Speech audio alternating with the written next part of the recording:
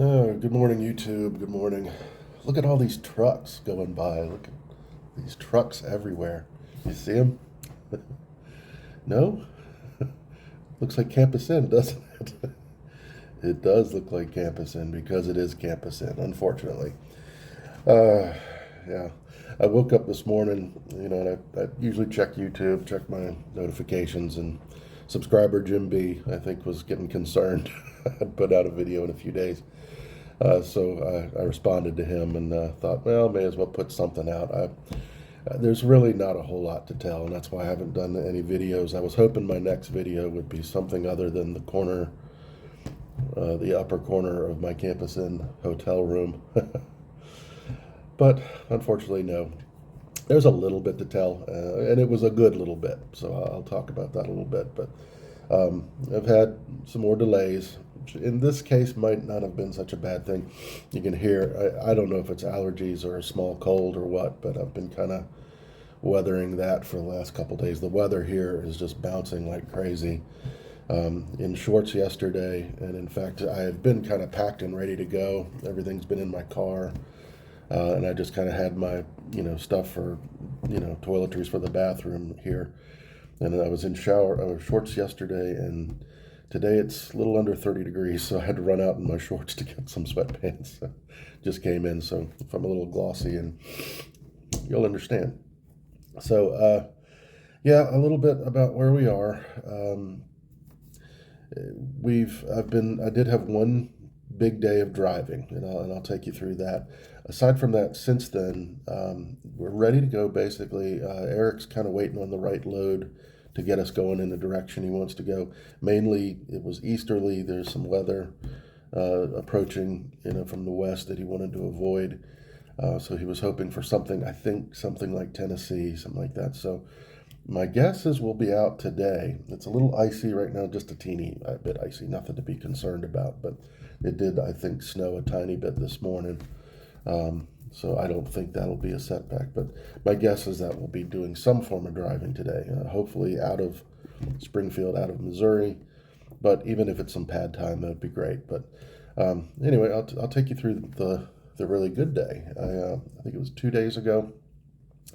Went out with Eric at 1 o'clock, and got up in the truck, and we were just chit chatting. He was talking about the truck a little bit and everything, and he said, best thing he thinks to do is let's just jump in the deep end. It's the best way to learn. I agree with that. I'm eager. So we started off. We ran over to the pad. We took, I think, a total of 3 laps, just slow laps around. He had me pull up to the curb several times just to feel the brakes. They're very abrupt in the tractor trailer, but you barely touch it, and you're doing this. So you got to really get a very soft foot on the pedal, on the brake pedal. The same thing for the accelerator. They're very sensitive. It's not like a car where you pound it down and you're moving. But all in all, it actually did drive smoother than I expected. So, but we took 3 laps around there, and then he had me. Actually, he got in the driver's seat and drove over to this industrial park, which a bunch of factories and drop yards and things like that. But there's a road through there that's not very heavy traffic, and we drove around that circle 2 or 3 times. Had me do my first corners. Overall, the day was amazingly good, and I'll probably let him describe it the way he will. But I can say at the end of the day, he said it was phenomenal. He said he hadn't seen a rookie do some of the things that I did. It wasn't perfect though. When we were going around the industrial park, I did barely bump a curb on the back tires on the trailer, barely hit a curb on a right turn. Not good, but not horrible either. But that was the only thing that happened in that drive. Then he had me leave the industrial park. We headed up the road and got on the interstate, and I drove the tractor trailer with an empty trailer behind me. Halfway around Springfield or so. We were going to do the whole thing, but he wanted to get back and work on pre-trip. So anyway, That went fairly well. It was a little, a little nerve-wracking, just trying to keep myself from making this face, the whole time.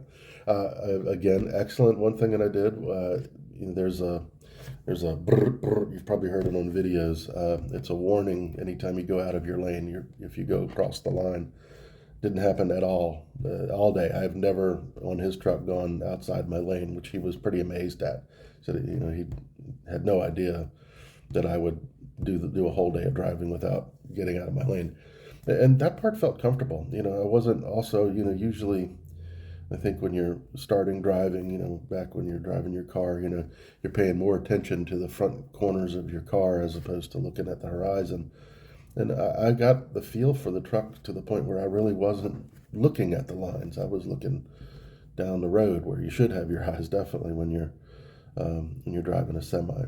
There was a couple little hazards and things. There was a tractor trailer pulled over to the right, and I automatically got over for him. He liked it. He didn't have to tell me to do that.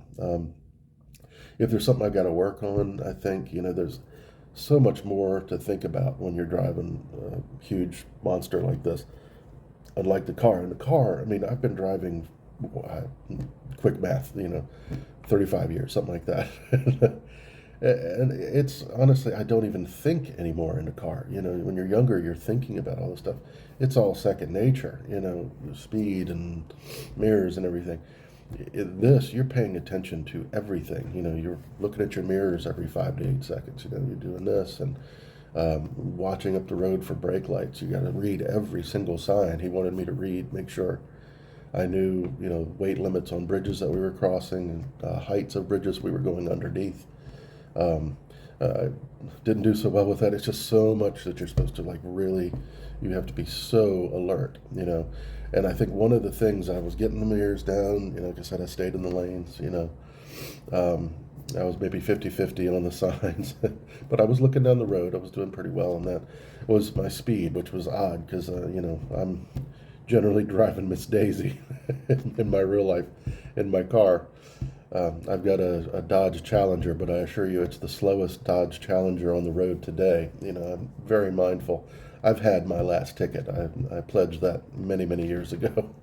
So I much to my wife's dismay, I drive the speed limit in my car. But you drive certain cars and they just kind of want to go faster. Believe it or not, the driver lineup truck wants to go faster in my case, and he had to keep getting after me on slow down, slow down. He wanted me to stay at a target of 58, and the highest speed limit I think around Springfield is 60. And I kept drifting above that 58 because I'm paying attention to everything else. So that's something I got to work on. I think whether he says it or not, I'm going to be shooting for 56, and that way maybe I'll land on 58, as opposed to going a tiny bit over the speed limit, which he said, well, that'll be an automatic failure on the test. So that's something I have to work on. All right, then we came on back. He took us to a parking lot on Prime property, but it's kind of a back out of the way parking lot that was very few things parked there and nobody around. And he backed up to we had dropped the trailer, by the way. And we backed up to an empty, didn't get connected, but just to kind of put the trucks roughly together to do some pre-trip work. And he said, let's go out and do pre-trip. And I got out of the truck, and he said, you don't want your sheet, your pre-trip sheet? And I said, no, I really want to try this, on my own. I've been working on it a long time. And as you guys know, if you've been watching, I've been working on this pre-trip a long time. It's been since probably September. Been watching the videos. Only recently have I been memorizing this, the verbiage on the sheets of paper, but they're largely the same. And I apologize, my sinuses, I must sound terrible. And I said, no, I really want to try. I think I got this. I want to try this without the paper. And he said, well, I need the paper. And he's holding the paper. And I will say one thing. I mentioned, I think, on the last video that he's got a Peterbilt, and the videos and the sheet of paper, that I'm the packet that I'm working from, our Freightliner. So that morning, the morning before all this happened, I watched one video. It was Twisted Big D doing engine compartment on a Peterbilt because I just wanted to see what was opposite and what had moved. Just have a tiny feel for it. I watched it through one time, so that's where I was. Months of practice on Freightliner, not real world practice, but video and now the packet, and one time through on a video of the engine compartment on a Peterbilt, and anyway, I started off and I was rolling. We approached the vehicle from the beginning. We looked for leaks. We could walk over to the passenger side general hoses, and just was rolling them off. On the Peterbilt, there's a couple things. I mean, on the Freightliner, there's two things on the passenger side, and the rest is on the other side. On Peterbilt, there's only one thing on the passenger side. That's the general hoses. The alternator is flipped over. So I rolled back around, ran through that, amazingly well. He couldn't believe it. I mean, I am flowing through the whole thing. We did engine compartment, we did coupling, and we did trailer. I believe those were the three things. Now, I'm not going to say it was perfect. I was nervous. It was my first time doing it with an actual truck, and the first time with someone looking over my shoulder, basically testing me. So I think out of all those three things, I think I might have missed three things, one of which was the slack adjuster and push rod on both the trailer and this.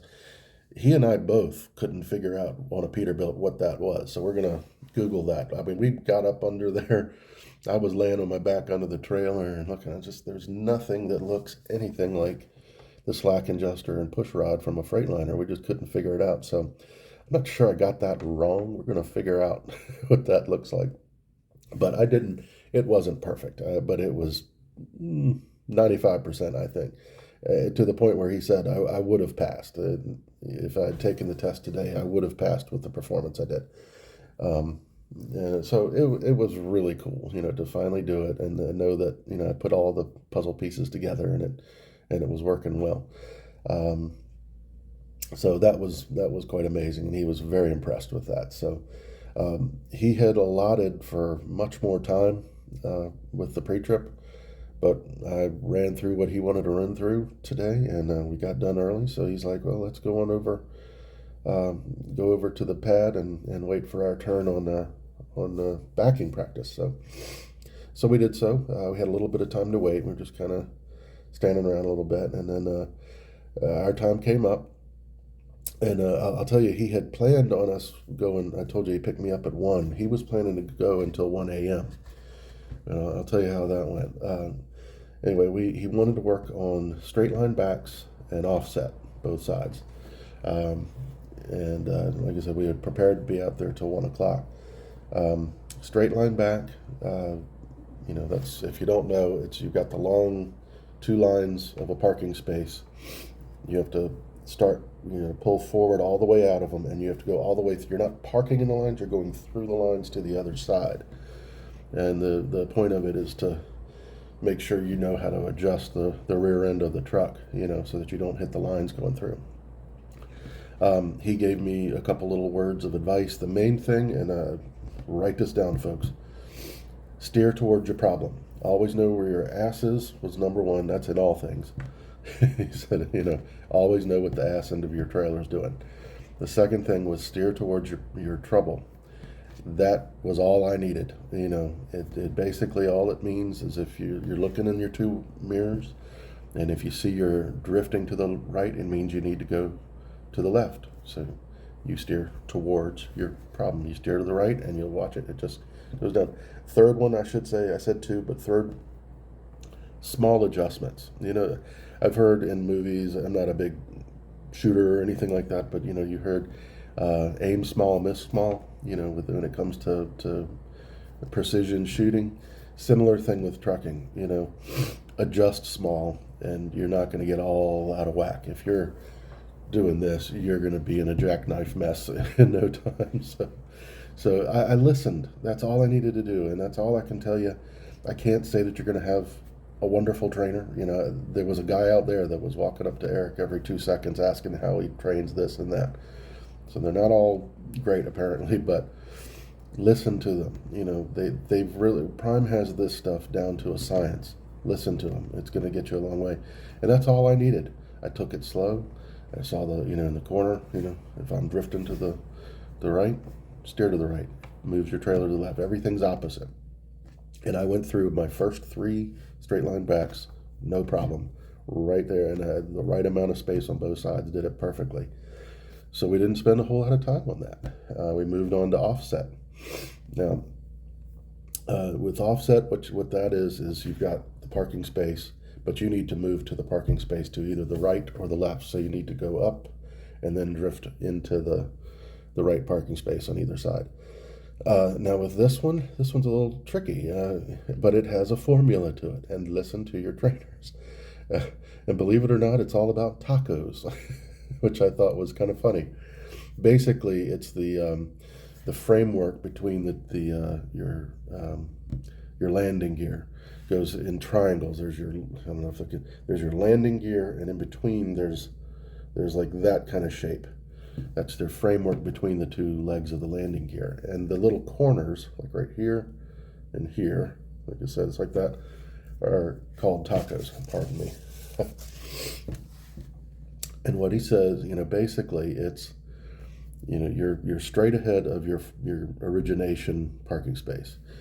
He says, basically, depending on which way you're going, you turn hard in one direction and you go until you see the opposite taco. Again, there's a framework. So you're looking for just when this little triangle appears. From there, you stop, you turn your wheel hard the other way, and you go until the trailer is straight.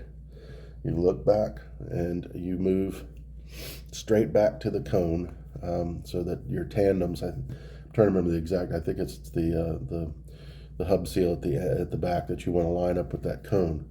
And it just sets you up beautifully. You can't see any of this hardly. I mean, it's really, you're doing this blind. It's blind faith that this formula is going to work. But it does. It's amazing.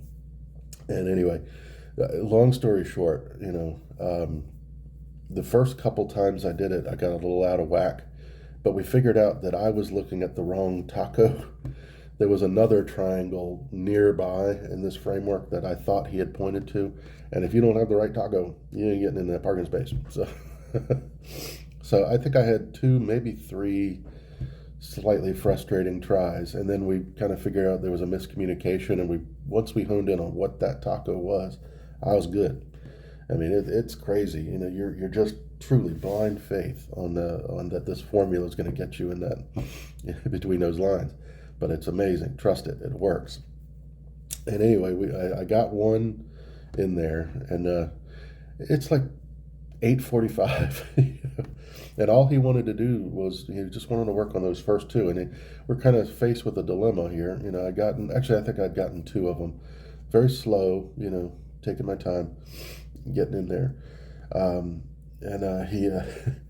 he said, gosh, what do we do? Do we start working on alley docks or whatever? He's like, no, I really don't want to push that, and we both agreed. He said, how about this? You give me 2 perfect offsets in a row. You have to get them in a row, and we'll call it a night. And he said, it may take you 10 times, may take you more than 10 times, but we're going to stay here until you get 2 in a row. Perfect. I nailed the first 2. No help.